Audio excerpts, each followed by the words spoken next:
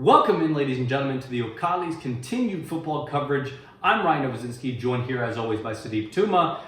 We're going to be talking a little bit about Oklahoma State today, but also from a writer's perspective. I know sometimes I can get writer's block, okay? And blocking is such a huge thing for this offensive line to do.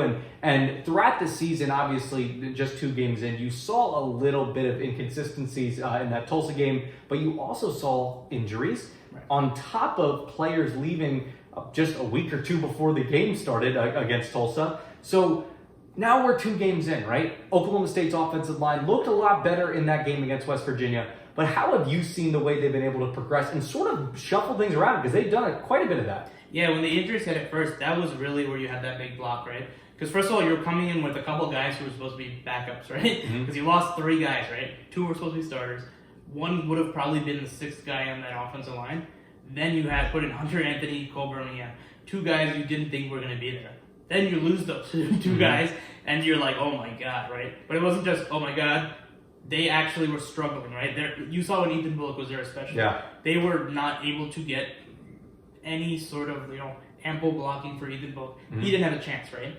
Then they shifted Tevin Jenkins over to the right. And honestly, not to say that fixed everything, but it almost fixed everything, right? It made everything a lot more fluid, where you had a lot more balance. Obviously, the line's not at the same place because you don't have the same guys in place. But Charlie Dickey's definitely pushing them, like we learned today from Tevin Jenkins. And you have Jake Springfield, who's playing okay, right? He's better as a pass blocker, run blocker, I think. And then you have Hunter Woodard, right? You have 2 guys that are at least doing something, right? They're playing up to par as much as they can. You have some big guys too. And I think that sort of let this team stay fluid.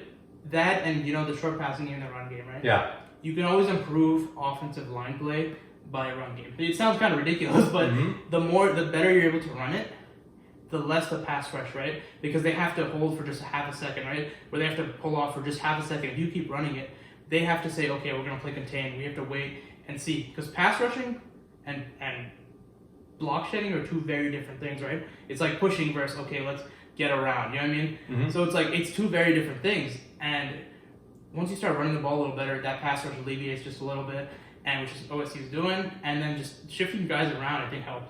And this offensive line definitely looks a lot better. Oh, they definitely do. Yeah, and the way they've been shifting guys around, like I said in the beginning, it's moving the guys around, and you just see these consistent play now. Josh Sills, I think, is having a fantastic year. Yeah, you talk about Tevin Jenkins. You talk about these are 2 guys, Josh Sills, Tevin Jenkins, that are going to be playing in the NFL one day. Right. At some point, they're going to be called to the league one day, just because of their ability to not only pass block, but run block with ferocity too. No. They're big guys. Yeah, huge guys. The way that if Josh Sills was pulling guard against me, I'm running away. That is a scary thought, right? Because he has that great low center of gravity. He has that great hand placement, which is so underrated as an offensive lineman.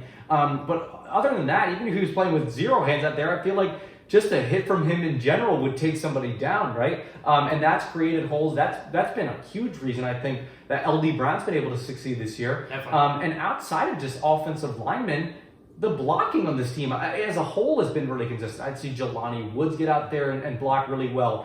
Heck, even Dayton Metcalf is having some great plays out there in terms of consistent blocking and really adding that second punch to some of these schemes that they fire up for OSU. And as a unit, when you talk about just adjusting as a whole, Charlie Dickey, what a job he's been able to do. Sort of dealt a bad hand, and now he's been able to adjust around, keep that same solid communication, which wasn't really there against Tulsa, but got better as Shane Ellingworth came in, and constantly improve as a unit. I'm glad you mentioned the Cowboy backs, because that's what people don't really realize, right? They think, oh yeah, the Cowboy backs are going to be used more. They are. But remember, they're still tight ends. Sure. They still block, right? And Jelani Woods might be an exciting pass catcher, but he's also an excellent blocker, right? Logan Carter too. They've been using them a lot in those sort of formations, right? Whether it's in the Cowboy back, kind of entails that everything, right? You're in line as the Y guy. Then you're the H-back, you really play fullback. Maybe you get out to the slot a little bit, right? They're very versatile. That's the nature of the Cowboy back. But they can be blockers, and very good blockers. And it helps when you have an inline blocker like a Jelani Woods, right? Put him right there. It's like you have a 6th offensive lineman. Obviously not as strong, but you still got a big guy, a very strong guy, 6'7", right? And also a great blocker who's excellent as a run blocker as well. And who's very athletic, so when you have those power plays, right, when you get these guys out, those screenplays, you have a guy like Jelani Woods right there. But I think Charlie Dickey's the main thing here, right? It helps so much that last year, the versatility, right? Where you're mixing and matching, you have guys at different places. The fact that you have all that experience and you can keep on pushing it, right? That you can use that, guys playing in different places. And Charlie Dickey is an excellent coach. I don't know how many times I need to say this, but offensive line coaches are so important in college, in football, right? Because you learn cohesion, communication, blitz pickup. It's about working as a unit, right? And that's what Charlie Dickey really preaches and just gets whichever guy there ready. And that's why it helps even now. It's like, say God forbid another injury happens. You can move Reschneider to guard, right? You can move these guys to different places because they're so versatile, which is a luxury. Yeah, definitely. And that sort of cohesion, that sort of greatness from Charlie Dickey is one of the reasons he was able to build a great line at Kansas State, send some guys to the NFL, and it is a reason you will see some of these OSU guys in the NFL. And we will be following all of that coverage, all of the pass blocking, all the run blocking, all these hard-hitting guys from the trenches all season long. Tune in on the Ocali Video Network. I'm Ryan Novozinsky, joined as always by Sudeep Tumma. Have a great day.